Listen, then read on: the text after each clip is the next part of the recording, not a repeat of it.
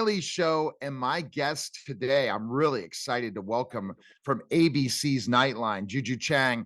Juju, thanks for stopping by, and we're going to talk about ABC's 2020, two very big brands, and I have some time with you today. How are you, Juju? And thanks for stopping by. Oh, you're welcome, Neil. I'm thrilled to be with you. Yeah, no, it's a big story tonight on Ruby Franke, the momfluencer. Yeah, so let's kind of go right into this Sure. situation. Yeah, let's go right into the situation and talk about Ruby and how the story came virality and all that stuff for people that might not know. Absolutely. So Ruby Franke, the title of tonight's investigation is Momfluencer to Felon. So you get to see where it ends up. But she started out as this like really popular momfluencer, right? Dispensing all sort of tough love parenting advice. And for years, she was very popular on YouTube and she had millions of followers. But over time, like people started flagging her tough love and saying, maybe it's too harsh. Maybe she's crossing a line here and there. And eventually she sort of got a lot of, sort of pushback and stuff. The 8-passenger vlog was taken down. She partners up with this woman named Jody Hildebrand, who has a life coaching business. And they take her two youngest kids to the southern part of Utah, and it's only after her own child is found on the street. He rings a doorbell and is caught on camera looking emaciated and covered with wounds, where this investigation kicks off and ultimately leads to all sorts of child abuse charges. And it's crazy because I think that when you look in Ruby's, probably like any mom, they're looking to try to figure out ways of getting, more popularity. And then they get caught up in this stuff and then they don't think about what what they're putting their kids through. And they're thinking more of themselves than the children and any type of fame type of thing or virality. You've seen this all the time, Juju, haven't you? Right. I mean, her children were the featured stars of her vlog, right? And they were the picture perfect kid and they were, making Christmas cookies and doing all sorts of fun stuff. But eventually she's focused in more and more on punishment. And, obviously it turned physical. And what we're seeing tonight on 2020 is all of the evidence that prosecutors were able to gather about her. And the most damning stuff is her own diary, because she talks about this catalog of abuse, like kind of like taking notes day by day, things like shoving her son's head underwater or kicking him with a boot, poking him with cactuses, making him sweat outside in the blistering sun until he got literally blisters, and ultimately denying food for days on end, saying things like, oh, he's possessed, he's evil, he's got Satan inside him. And she admits later at sentencing that she had gone down a really dark path. And you can almost think that like her mindset was completely shifted. And do you feel that before even the fame, that she probably had that mindset in certain aspects and just kind of just went down that path? And I guess if she wasn't virality, she probably never would have been probably convicted of child abuse. That's the real I, sad part about it. it's a really good question, actually, Neil, because her partner, Jody Hildebrand, is the one who had a history of this kind of eccentric, let's say, if not abusive behavior. I actually ended up talking to her niece who said she had done this to her like a decade earlier. And Jody was the kind of person who would invoke the name of God, invoke the name of the Holy Spirit or the devil, and use it to justify all sorts of different things. And some of her friends were saying that, or former clients, I should say, were saying that she glommed on to Ruby in part because of her fame, as you say, the virality and the power of that. And so together they team up. They start doing all these life coaching videos together. The line blurs between personal and professional stuff. And then eventually these children end up in Jody's home, for months on end, enduring all of this abuse, which they eventually pled guilty to. And it's something, but I'm really I feel that we are not protecting our kids enough, Juju. And it's great that this story is great that came out, but ultimately there's so many kids that are going through this each and every day and have no way to protect themselves. And I think that's part of these Absolutely. specials as well. Absolutely. And I think that's why it's important to tick through all this evidence. And I spoke to the prosecutor, I spoke to the police officers in the case, and the prosecutor told me, like, there are so many heroes along the way, starting with the 911 caller who literally breaks down in tears just by looking at the kid because he's clearly starved and has wounds all over his body, right? Then you Oh, see the police officer who I introduced, and he's like, we go busting into another home because we're like, there might be another child in there, he's telling us. So he goes in and he's in full like adrenaline cop mode. He sees the second child and instantly drops to his knees and talks very gently with this child, knowing that this child has been the subject of abuse as well. And I said to him, you went into daddy mode. And he's like, yeah. And he went from cop mode to daddy mode and took hours to coax her out of this closet. And the way he finally did it was to get a pizza because she was so hungry.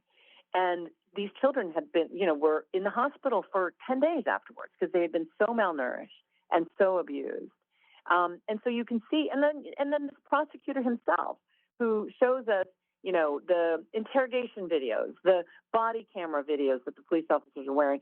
And part of it is he's releasing this evidence, even though he got the plea deal, because he said, I didn't want to subject these kids to a trial, to have them re-traumatized in a trial. I did, however, want the world to see all of what you're saying, that what is happening behind bars is stuff that behind closed doors is stuff that we all need to call out. And we need to be those heroes, right? We need to be that 911 yeah. caller. We need to be the police officer with empathy and care, and see and open our eyes to the things that are happening around us. No, and so I'm gonna jump into that really quickly because everyone needs to definitely check out ABC 2020 tonight at 9 p.m. Eastern.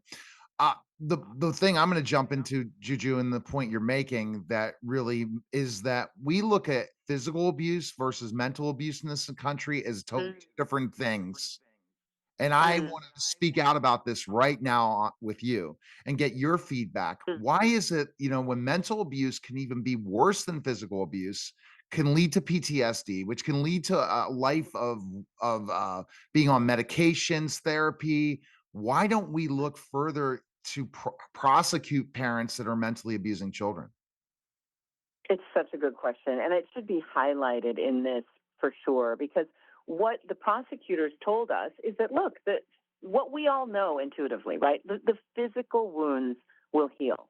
What we don't know is how and when the emotional scars, right, get healed. And I think these children were definitely subjected to like emotional torture, right? They were told they were possessed by Satan. They were told they were evil. They were accused of doing things that they hadn't done. They were convinced they were going to jail. In fact, when the little boy escapes the house and he has deep gashes in his wrists and ankles because they hog-tied him and handcuffed him at night. I mean, it's your stomach turns hearing some of this evidence. But when he escaped, they had convinced him that he would go to jail because he was such a bad kid. And eventually, he finally decided, you know what? If this is what it takes, I'll go. I'll happily go to jail because I can't endure this torture anymore. And it's really stunning. And you're right. Emotional torture is as leaves as deep a wound as physical ones, for sure. But we don't, and then we also some of our child abuse lines in different states, it varies in every state, Juju, and we need to really speak about this. You in certain states, you can get away with a lot more than other states when you abuse children. It's really true based on what they look at and how they define it. Like you compare Right. Pennsylvania to New York, it's totally two different things. Corporal punishment's still allowed in Pennsylvania. I mean, we really have to look at things and take a deeper question about child abuse and how we can make this a national law versus state by state. I really believe this. It's a good question. And it's the kind of question that you ponder after you watch this program tonight, for sure. Absolutely. Now, investigating this stuff, much different than being an anchor, right? Do you like going out in the field and talking to people like this and doing this type of investigation? Absolutely. Absolutely. First of all, I went to the most beautiful part of the country, actually, in southern Utah, and just saw a lot. Met a bunch of really heroic, lovely people, but then also had to dig into the sheer awfulness of this evidence, right? And I much prefer being out in the field, as you say, telling stories, and being able to be exposed to so much, as opposed to sitting in a studio where you got a lot of lights and cameras on you, but it's really pretty sterile at the end of the day. And it's based on news, right? Old news is done, right? Totally. Each night, boom, whatever's hot, it's over. This conversation can continue for longer periods of time because hopefully other people will start calling out parents that are doing things like this. This is the goal of highlighting things like this is guess what? You see it happen, you need to report it. Right. I mean, we go further than the headlines. We have a really 2 hour, incredibly robust story tonight. It's an investigation, but it's also a story. And at the end of the day, it highlights the power of storytelling, right? To be able to get people to think about things that, you don't think about every day. Well, it's been really nice. Are you doing a lot more of these ABC 2020s? Are you going to be doing more of them? I know you're so busy every night being on Nightline, Absolutely. but are you? Absolutely. I mean, Nightline also has a new show called Impact by Nightline, which streams on Hulu. And 2020 does too. 2020, once it airs tonight on ABC, will then stream on Hulu the next day. So that's like the brave new world for us, right, Neil? That's all about streaming. So for me, what I love about the streaming opportunities for Impact by Nightline and for this kind of 2020 story is to be able to do the long form and to be able to go beyond the headlines and go deeper into the issues and talk about the things that are bigger and broader than just the 30-second headline. So you're going to be doing more of these types of stories then. That sounds great if you're going to be Yeah. doing that. Yeah, that's Absolutely. fantastic. All right, everyone needs to check you out. I guess everyone needs to tune into ABC's 2020 tonight at 9 p.m. Eastern, and then every night for you. At what time is it? 11:30 Eastern on Nightline. Or after the Jimmy Kimmel show is the way we like to say. Okay. All right. Well, Okay. appreciate it. Thanks again for stopping by, and thanks for the time. I really enjoyed talking with you. My pleasure, Neil. Thanks for having me.